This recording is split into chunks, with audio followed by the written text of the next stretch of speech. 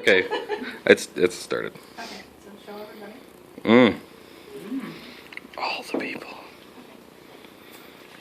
Okay, so first off, I'd like to thank you all for coming here. I really appreciate you taking the time to be here today. So I'm just gonna get started. Who here has a cat? Yay, that's pretty much everybody because cats would be awesome. So what I actually want to talk to you today about is some health benefits that you can get from cat dancing and why I think it's really beneficial that you guys enjoy the idea of it.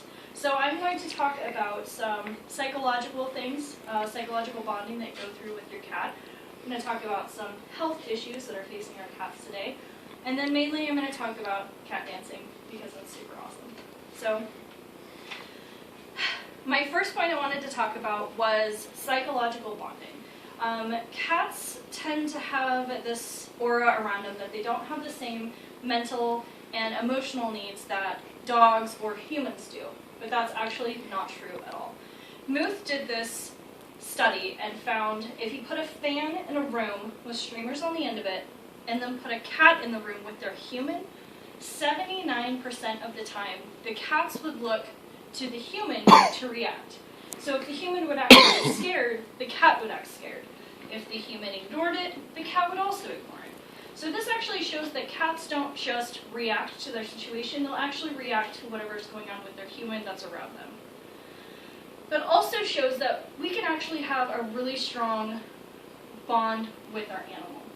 If any of you have actually had cats, that you can always tell that one of them will bond more strongly with one person than another. We actually had a cat come into our house who is my husband's cat and is very much not anywhere close to mine whatsoever. So with that, it has actually been shown that cats will also show more affection to their specific owner as well. So they will give them more attention than they will versus another person in the house or a complete stranger. Unless, of course, it's, again, my cat who likes strangers more than me because apparently I'm unlovable to them. So I've kind of talked about some of the psychology behind the bonding with cats. I want to kind of talk about the physical issues that are addressed with our cats today. So the Association for Pet Obesity and Prevention did a research study in 2016 and found that 59% of cats in households in America are actually overweight or obese. So what does that actually mean? It means that out of 36 million households in America, 50.5 million of those cats are overweight or obese. And we don't really think of cats as the same as we do for dogs. We're like, cool, they eat, they lay on the couch, they sleep all day, but they face the exact same health issues that humans do.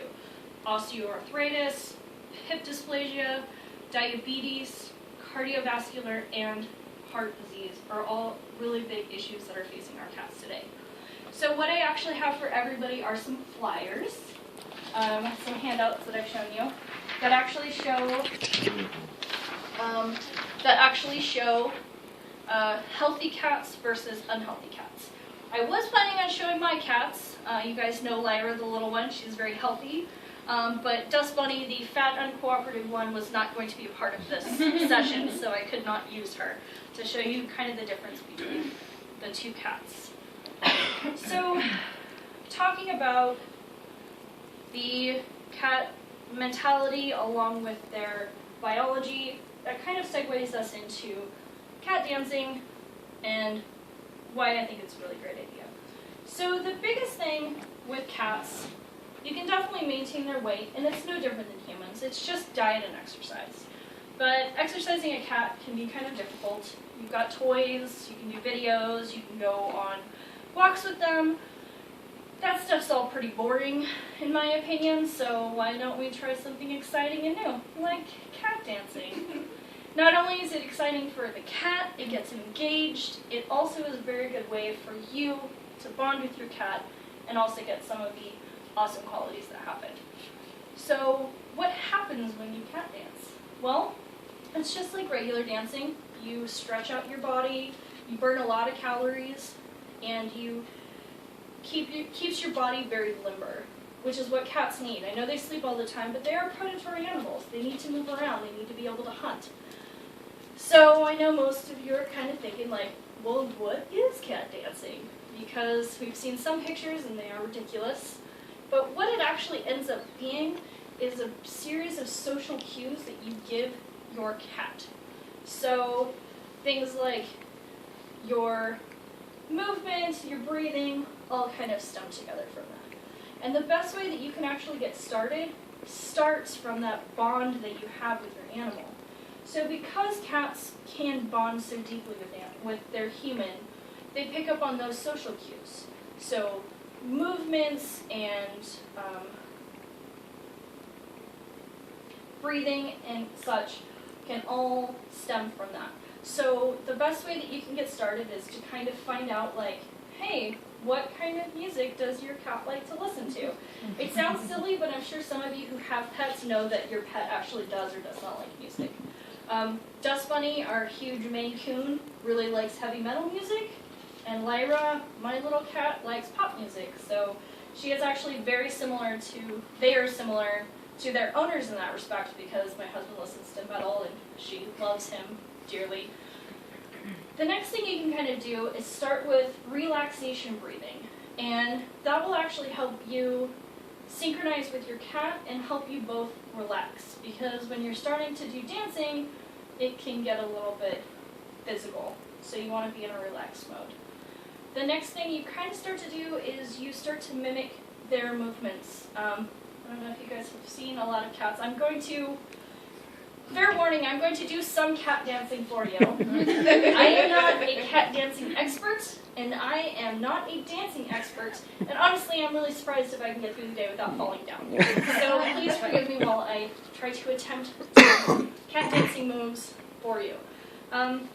So some things that you can do when your cat is lying down, do similar stretch cat motions that they do. And if you follow them long enough, they will actually start to follow you. So things like, this is my favorite one, the Prance. jumping that cats tend to do seems to be a really good one to help get them up, active, motivated, helps get them jumping, which cats really enjoy doing. The book Cat Dancing I was actually looking through suggests you get on the ground, lift your legs up, and I'm not going to do that. That's not appropriate. So that's kind of something you can do, and what is really awesome about it, it not only gets you moving, your cat moving, but it really intensifies that bond that cat feels with you. If you're going to have a cat in your life for 10 to 15 years, you might as well have a really strong bond with it, or they can be maniacal and horrible. So I went through some of the psychological aspects of cat dancing. I kind of talked about the bond between humans, the biological need for that, and so I kind of want to wrap it up with this. Even if you are not interested in cat dancing, what I really, really urge you to do is look at those statistics that I talked about. Realize that obesity is a huge problem with your household pets.